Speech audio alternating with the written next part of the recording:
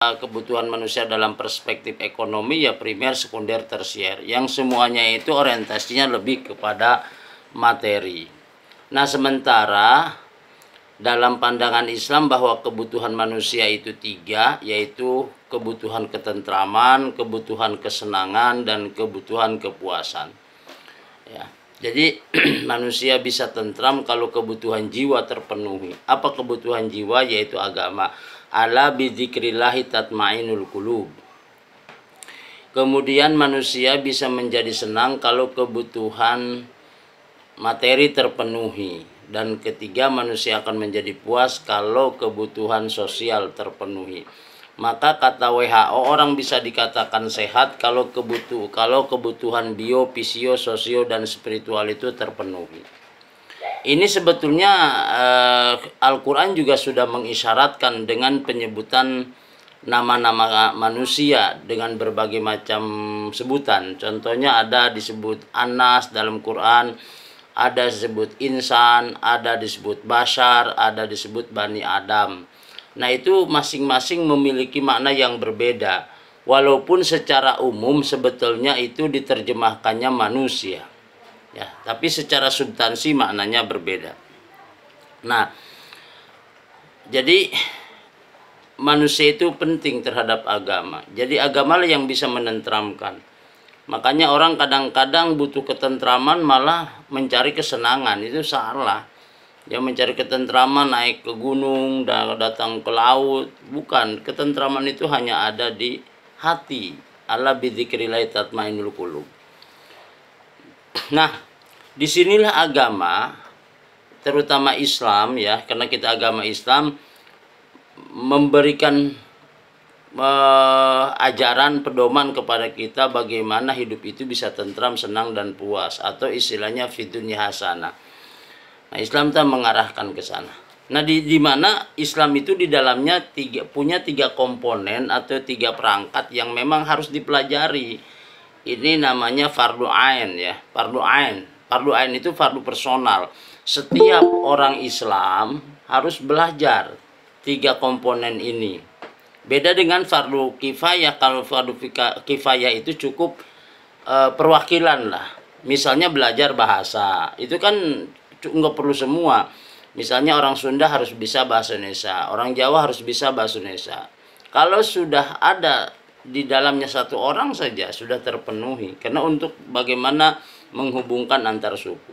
Begitupun antar negara, belajar bahasa Inggris misalnya itu dihukumi fardu kifayah ya. Artinya satu negara itu harus ada yang bisa, sebab supaya bisa komunikasi dengan negara luar sehingga terjalinlah hubungan bilateral atau multilateral.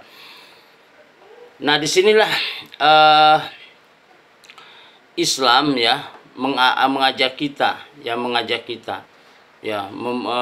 bagaimana caranya ya mendidik kita supaya kita ini bisa hidup di dunia hasanah wa fil akhirati hasanah. Jadi tiga komponen ini harus dipelajari kalau ingin di dunia hasanah yang berdampak pada wa fil akhirati hasanah.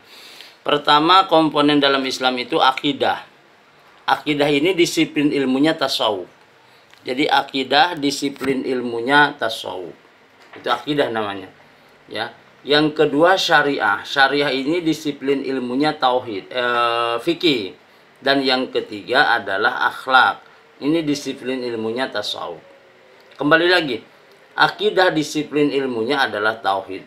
Jadi tauhid ini salah satu disiplin ilmu yang dengannya kita bisa mengenal Allah. Ya, maka objek kajian tauhid itu adalah masalah iman. Masalah iman kepada Allah, iman kepada malaikat Allah, iman ke Rasulullah, iman kepada kitab. Ini objek kajiannya ya. Objek kajiannya. Bagaimana cara mengenal Allah, Allah yang maha gaib. Maka kan setiap aliran dalam teologi Islam, nanti kita akan bahas secara detailnya, itu punya metode dalam memperkenalkan Tuhan. Misalnya ahli sunnah wal jamaah memberikan rumusan kepada kita dalam mengenal Allah itu dengan wujud, qidam, baqa, mukhalafatul lil hawadisi, qiyamu binafsi, wahdaniyat, dan seterusnya ya.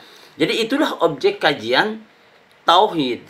Kemudian yang kedua, objek kajian fikih. Nah, objek kajian fikih ini kan di dalamnya ada syariah yang di dalamnya ada dua, satu muamalah, yang kedua satu ubudiyah, yang kedua muamalah. Jadi fikih itu mengatur bagaimana ubudiyah. Ubudiyah itu hubungan manusia dengan Allah, ya. Jadi hubungan vertikal.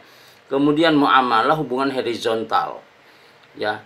Nah, di dalam muamalah itu kan ada dua di dalamnya. Ada muamalah murni yang sifatnya interaksi sosial, tidak berorientasi kepada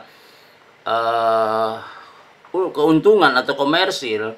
Ya, murni seperti pinjam meminjam, apa saja barang yang boleh dipinjamkan, apa saja yang jangan, bagaimana syarat dan rukun meminjam, itu diatur oleh fikih. Kemudian ada namanya muamalah yang kaitannya dengan yang orientasinya bisnis. Nah, ini fikih juga ngatur barang apa saja yang boleh dijual, bagaimana akadnya, bagaimana jual beli online, bagaimana caranya, apa yang perlu dipersiapkan atau bagaimana akadnya, bagaimana kalau dagang sendiri, bagaimana kalau misalnya dagang kerjasama, mudorobah atau musyarakah, itu nanti objek kajiannya fikih, ya. Dan yang ketiga adalah objek kajiannya tasawuf, yaitu objek kajian tasawuf adalah akhlak. Nanti lewat tasawuf kita akan diajarkan bagaimana hidup berakhlak atau beretika dan berestetika dalam hubungannya dengan Allah maupun dengan makhluk Allah. Nah, inilah tiga komponen yang harus dipelajari, ya, dan ini dalam satu semester akan kita pelajari. Nah, ini itu gambaran. Nah, nanti teman-teman mahasiswa itu bisa lihat materi yang sudah saya siapkan. Jadi ada di dalam materi itu, jadi langsung aja ke volume 2 aja, ya. Nanti ke volume 2. Volume 1 bisa kita diskusikan. Ini kan masalah akidah volume 1 tentang keesaan Allah. Ya, kita harus mengenal Allah. Allah itu wujud, Allah itu baqa, Allah itu kekal, Allah itu wujud, ada, buktinya ada ciptaannya. Dan wujudnya Allah itu tidak bersifat kidam, artinya terdahulu, dahulunya tidak ada awal, dan akhirnya tidak ada akhir. Makanya disebut huwal awal wal akhir. Kalau kita adanya ini berasal dari tidak ada, kemudian kita tidak ada berasal dari ada.